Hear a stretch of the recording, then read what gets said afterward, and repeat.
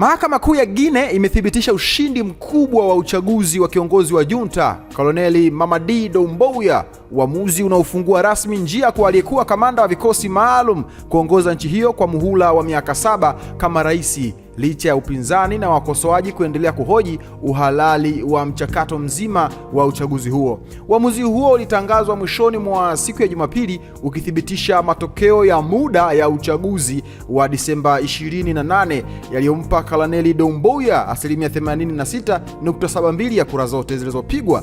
Mahakama pia ilithibitisha kuwa mshindi wa pili, Abdoulaye Yero Balde wa Democratic Front of Guinea, ameondoa rasmi changamoto yake ya kisheria dhidi ya matokeo hayo. Awali, Balde alikuwa ameiomba mahakama kufuta matokeo ya uchaguzi, akidai kulikuwa na ukosefu wa uwazi pamoja na kuondolewa kwa wajumbe wa chama chake katika baadhi ya vituo vya kupigia kura. Hata hivyo, baada ya kuondoa rufaa hiyo, Mahakama Kuu ilitangaza kuwa hakuna kikwazo cha kisheria kinachozuia uthibitisho wa ushindi wa Doumbouya. Balde alimaliza nafasi ya pili kwa kupata asilimia 6.59 ya kura katika uchaguzi ulioshirikisha wagombea 8. Licha ya uamuzi wa mahakama, uchaguzi huo umeendelea kukosolewa vikali na vyama vya wanasiasa kadhaa wa upinzani ambao walisusia au kukataa mchakato huo, wakidai ulikuwa na mapungufu makubwa. Rais wa zamani wa Guinea, Alpha Conde, ambaye bado yuko uhamishoni tangu alipoondolewa madarakani, aliutaja uchaguzi huo kama tamasha la utani katika hotuba yake ya mwaka mpya, akisisitiza kuwa haukuwa huru wala wa haki.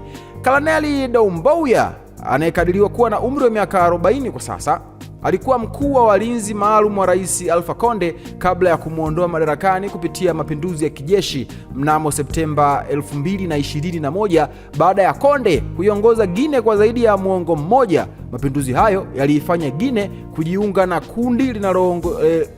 kundi linaloongezeka la mataifa Afrika Magharibi, yakiwemo Mali, Burkina Faso na Niger, ambalo jeshi limeingia siasa katika miaka ya karibuni. Yaani, Guinea imeungana na nchi ya Mali, Burkina Faso na Niger, ambayo nchi hizo zinaongozwa kijeshi.